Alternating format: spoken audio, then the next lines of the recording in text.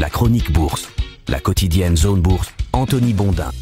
Bonjour tout le monde, bienvenue dans ce point de marché Zone Bourse du mardi 3 juin 2025. Le titre du jour c'est Trump et Xi ont des choses à se dire. Une poignée d'espoir géopolitique, un soupçon de gestes commerciaux et un bon vieux rebond technologique. Il n'en fallait pas plus pour ranimer l'appétit des marchés actions, même dans un contexte où le dollar flanche et où les tensions refont surface. Donald Trump et Xi Jinping vont donc se parler, enfin probablement se parler, c'est le principal point d'ancrage positif pour les marchés actions en ce début de semaine. Il arrive à point nommé après la dernière attaque du président américain qui a rallumé la mèche en accusant vendredi Pékin de ne rien faire pour accélérer les négociations commerciales entre les deux pays. Pour autant, on a quand même noté que les canaux diplomatiques sont restés ouverts. Le secrétaire au Trésor Scott Bessent a confirmé qu'un échange était imminent, en particulier sur deux points sensibles, les minerais critiques et certaines restrictions chinoises à l'exportation. Dans le même temps, les États-Unis ont temporairement prolongé l'exclusion de certains équipements solaires des tarifs douaniers, ce qui est perçu comme un signe de bonne volonté ou d'impossibilité de se fournir ailleurs, au dire des plus taquins.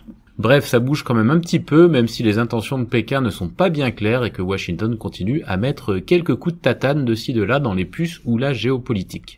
Mais le truc, c'est que les investisseurs en actions savent se contenter de quelques lueurs d'espoir qu'ils entrevoient. Ça fonctionne finalement assez bien puisque Wall Street a démarré le mois de juin en légère hausse, principalement grâce à deux secteurs, celui des métaux, qui a été galvanisé par les promesses de relèvement de la herse douanière américaine de 25 à 50%, et aussi l'indémodable secteur technologique qui s'est refait la cerise ces dernières semaines, surtout du côté des poids lourds d'ailleurs. En effet, depuis le 1er avril, les 7 magnifiques, c'est-à-dire Microsoft, Nvidia, Apple, Amazon, Alphabet, Meta et Tesla, ont gagné 15%. C'est presque 3 fois plus que le S&P 500 qui, lui, s'est contenté de 5,5% de hausse. Les pertes 2025 du groupe ne sont pas effacées pour autant, puisque sur les 7, seuls Meta et Microsoft gagnent du terrain. Il faut aussi noter que Nvidia, grâce à son rebond récent, est désormais à l'équilibre. C'est Apple qui ferme toujours la marche avec quand même une baisse de 18% au compteur depuis le 1er janvier. Apple qui a été fauché par la double lame du retard dans l'IA et des remontrances de Donald Trump sur l'approvisionnement en Chine et en Inde du groupe. Finalement, c'est hors du marché des actions que les craintes liées à la politique de la Maison-Blanche sont les plus visibles. L'or a repris son ascension à mesure que le dollar a plongé. Le greenback qui évolue toujours autour de ses plus bas depuis 2022 face à un panier des principales devises mondiales. Le pari baissier sur le dollar, on en a déjà parlé pas mal de fois dans cette chronique, est l'un des plus embouteillés de la planète actuellement. Ça veut dire que les investisseurs pensent tous ou presque que le dollar va continuer à glisser. En parallèle, les rendements des bons du trésor à long terme ont augmenté hier. Ils ont été dopés donc par l'annonce de Donald Trump de doubler les droits de douane sur l'acier et l'aluminium importés.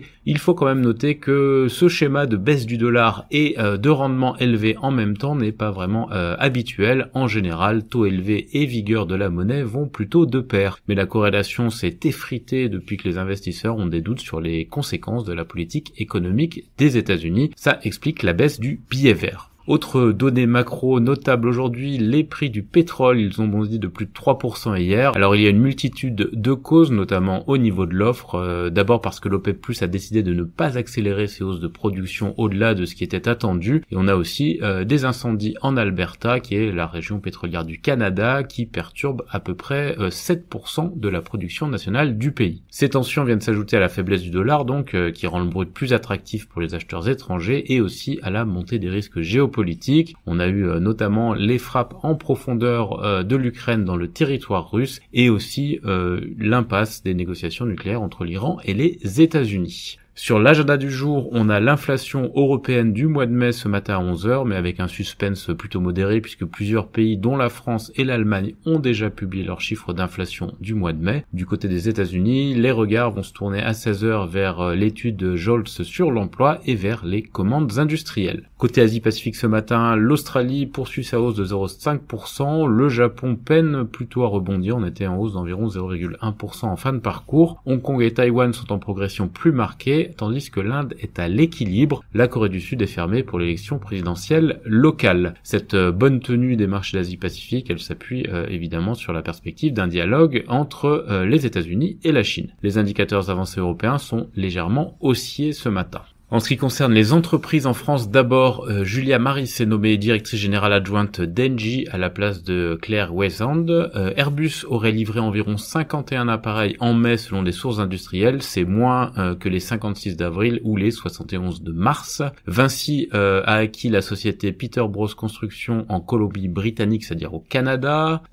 Sanofi, avec son Risla-Brutinib, obtient le statut de médicament orphelin aux USA pour une 4e maladie rare. Air Liquide a signé un contrat de fourniture de gaz à long terme à Singapour. Legrand a acquis un spécialiste malaisien de l'alimentation électrique des centres de données. On a pas mal d'acquisitions d'ailleurs en France ce matin. On a aussi SPI qui annonce le rachat de Rovitech, Nexans qui acquiert Câble RCT en Espagne, ou encore Quadient qui s'offre Cerenzia. Le fonds LAC de BPI France va vendre 2,9% du capital d'Elis. Apparemment, j'ai vu un prix de 23,26 € par action, mais je ne sais pas si c'est le prix définitif. On a aussi Sword qui a obtenu une belle série de commandes avec 6 nouveaux contrats qui totalisent 135 millions d'euros de backlog. Et on a aussi des actus du côté de Ventiva, de Biomérieux, Dose Immuno, de Mad Pharma ou de Monaki. Sur l'agenda des publications françaises, on a Wavestone, Katana, Abivax ou encore Nikon. Dans le reste de l'Europe, l'UE a donné son feu vert à la création d'une entreprise commune entre BAE Systems, Japan Aircraft et Leonardo pour un projet de programme de combat aérien. L'UFC Que Choisir poursuit Nestlé Waters en justice pour le scandale des eaux en France.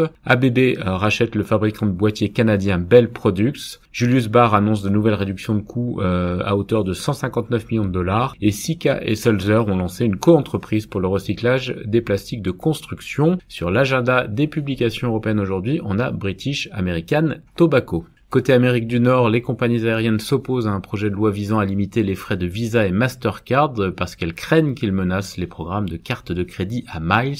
Les États-Unis par ailleurs vont exiger des cessions d'actifs pour le rachat de Spiren par Keysight. Walt Disney devrait licencier des centaines de personnes dans plusieurs divisions. Le médicament amaigrissant de Regeneron aide les patients sous Wegovy à préserver leurs muscles. Merck aurait discuté d'un rachat de la biotech suisse Moonlake pour plus de 3 milliards de dollars, c'est une info du FT.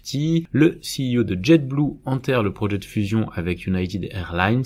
Boeing sort le premier B737 MAX depuis le passage à un rythme de production mensuelle de 38 unités selon Air Current. Microsoft va investir 400 millions de dollars en Suisse dans l'IA et le cloud computing. Exxon a signé un accord avec la compagnie nationale Azeri Sokar pour explorer la production pétrolière onshore en Azerbaïdjan. Snowflake met la main sur Crunchy Data. Lowe's finalise l'acquisition d'Artisan Design Group et Braze finalise le rachat d'Offerfit. Enfin, Mattel fusionne ses divisions cinéma et télévision pour créer Mattel Studio. Sur l'agenda des publis aux États-Unis, on a quelques noms aujourd'hui, CrowdStrike, Ferguson, HP Enterprise et Dollar General. Dans le reste du monde, le nombre d'utilisateurs quotidiens de Temu, la filiale de PDD aux États-Unis, a été divisé par 2 après la fin de la règle de minimis sur les frais d'importation. TSMC a déclaré que les droits de douane ont un certain impact, mais que la demande en IA reste extrêmement forte. Toyota Industries devrait examiner aujourd'hui l'offre publique d'achat de sa maison mère Toyota et Woodside Energy fait une demande d'arbitrage dans le cadre d'un litige au Sénégal. Voilà, ce point de marché du jour est terminé. Je vous souhaite une excellente journée à toutes et à tous.